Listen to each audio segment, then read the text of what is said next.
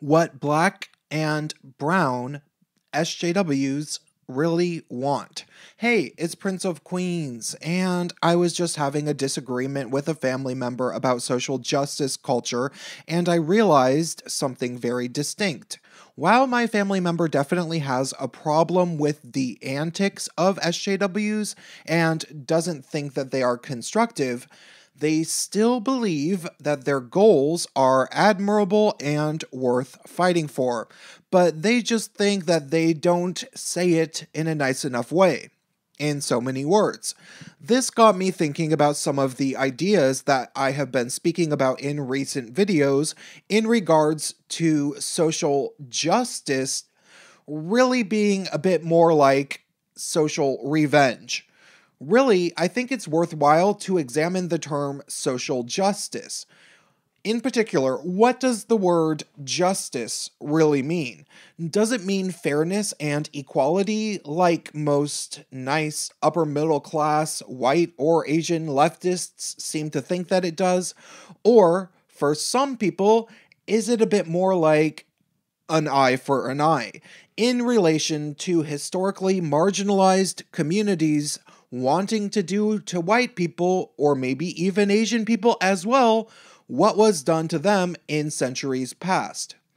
The Evergreen College protests are a great example, obviously lending evidence to the latter type of thing, which is, if you've seen it on YouTube in the past week, pretty plentiful in footage. You should look it up. It's pretty hysterical. Sargon's This Week in Stupid has a lot of footage from this type of SJW calling for this type of thing. Furthermore, I was talking on a friend's Facebook timeline with a black person who was basically talking about a race war, and I was like, you can pick a fight with the entirety of right-wing gun owners, and I obviously can't stop you. If you seriously think you can win, you can go ahead and do that. And he said something to the effect of, I'm not worried about losing. Winning is my birthright. Seriously, this is a black guy. He was basically saying that he was gonna win the race war because it's his birthright. Finally, remember that woman from a few months ago who is an actual teacher that was caught on camera, not just asking for reparations from white people to indigenous and black people, but she was seriously asking that white people give their houses away to indigenous and black people. Like a fucking crazy person. All of this got me thinking about the actual end goal of these people. And while I'm sure it definitely varies depending on the individual, at least a little bit, now granted, they're largely a cult, so maybe not as much as I like to hope that it varies. Still, I think that I have a bit of an idea what might be going on in some of these people's heads. You see, I think a lot of these people have had it somewhat rough in life. Not all of them, granted, but enough of them had it pretty rough that they can tell other black and brown people their stories, and then they can all feel unified by being black and brown and act like they all had it equally as rough, even if it was only just a few who might like to talk about how rough they had it all the time. Life isn't easy for a black, gay, or trans person growing up in a black neighborhood, for example, so it's only natural that they have a bit of a chip on their shoulder about society at large when they get to college. I go over a lot of this in my video, Why Are Black College Students So Angry? So you can check that out for a primer, but what I think is interesting to think about is what happens once these students are prompted to be angry by way of a professor who might just be a black supremacist or something that begins not just validating all of their anger, but also encouraging it. Once they hear the story about the United States being a white supremacist nation that was built with the specific intention not just of generating as much wealth as possible for a few specific white people, but with the added bonus of keeping black and brown people down in an effort to elevate every single white person, And therefore, supposedly, all white people have white privilege, which gives them an unearned advantage that allows them to succeed in life, presumably without even trying.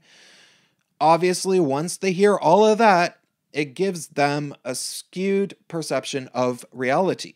You see, instead of being at college thinking about how best to learn about something that might help these students succeed in life and earn money to buy a nice house like the ones in their liberal college town, instead, these students start looking at those houses and thinking to themselves, that should be mine.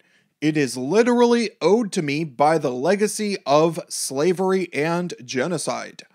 So they start talking all that type of nonsense, and it begins snowballing exponentially as soon as they find a bunch of white kids who are willing to flock to these black or brown SJWs who are talking about white people giving up their houses, and the white kids are sometimes fully willing to say that this should happen. I'm not sure what the white kids are thinking will happen once it does happen and all the white people have given away all their houses and now the black and brown people own them. Maybe the new black house owner will be nice enough to let the white people live outside in a shack and do all of the yard work and laundry. I'm not sure what the white people are thinking, but you can see in Ghazi Kotso's video that there's some sad young white people willing to degrade themselves publicly, so there's no telling how far they'll take it.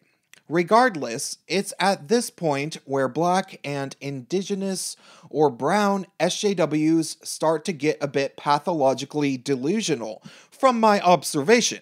Once they are surrounded by white students who basically do treat them as royalty, they are temporarily enabled by circumstance, the circumstance that is the insular socio-political bubble of far leftist echo chamber university towns in the current year. They are enabled to think that they are successfully going to get every white and maybe even Asian person in the nation to give up all of their wealth. It's not just that these people want black supremacy or indigenous supremacy. It's a bit further than that.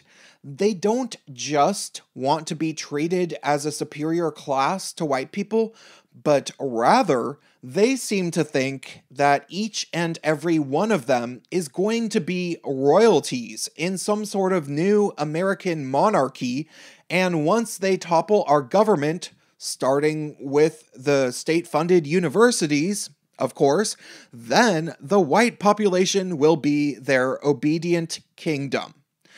Now, several nice white leftist people will try to argue with me about all of that, saying that this is not what they really want. My family member would probably be one of those. But do you know why these white people would mistakenly think that? Because they have been mentally broken with guilt and shaming tactics, and they stopped asking questions. They sincerely believed the SJWs when they said that they are simply working towards social justice. They believed them when they said that they could never understand race, racism, and systems of oppression in the way that they do as black and brown people. And they believed them when they said that it was their job as white people to shut up and listen. No questions allowed. These white people simply never asked what the end goal was. And it's not like they'd tell these nice white folks anyway. They believe, as nice white leftist people, that their jobs are to take motherfucking orders, because everything is going to be fair in the end. Because for whatever personal reason they have, they are so incredibly guilty as white people, or they feel like they are guilty even if they didn't do anything, that they won't even ask enough questions to realize what the true end goal from the leaders of this movement actually tend to be. And what would happen to them and every other nice white leftist person if the goals were reached? Now, granted, this bullshit will never happen because the protesters heading this charge at places like Evergreen can't even form a coherent list of demands without being self-contradictory and asking for free gumbo as made by their mothers. And therefore, ultimately, they won't just fail with their goal of taking over society to serve them as individuals at the expense of all white people, but even more so, they will fail with this entire segment of their lives and probably end up working in fast food, if they can even get hired there. After this phase in the American socio-political landscape finally ends, it'll be hard to get a job at Burger King. And of course, the entire time, the mega rich and multinational corporations will gladly keep doing exactly what they are doing and what they keep doing, stoked that the college education in places like Evergreen has gone to shit in regards to actually educating people about the financial inequalities that truly exploit people, including, of course, black and brown people who often tend to be exploited the most. The social justice years will ultimately be just another distraction from the bigger picture.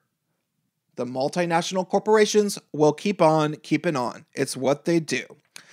And it sucks because I want more than anything to make society a bit more fair for all people in regards to achieving equality of opportunity. But the bottom line is this. Aside from a massive inheritance, even people with the most calculable advantages in life still have to work incredibly hard to buy a big house.